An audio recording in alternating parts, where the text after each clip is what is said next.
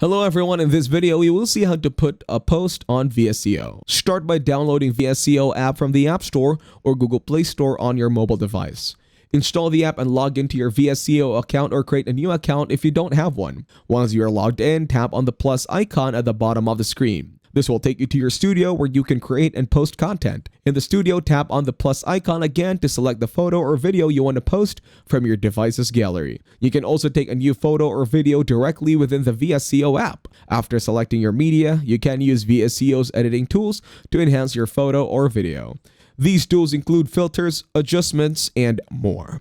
Once you're satisfied with the edits, tap on the arrow icon or the check mark icon to proceed. You can now add a caption to your post and include relevant tags to help others discover your content. Below the caption and tags, you will find posting options. You can choose to post your content to your Vsco profile or save it privately to your studio or publish it to your journal. After selecting your posting options, tap on the post or publish button to upload your content to Vsco. Depending on your internet connection and the file size of your media, this process may take a few moments.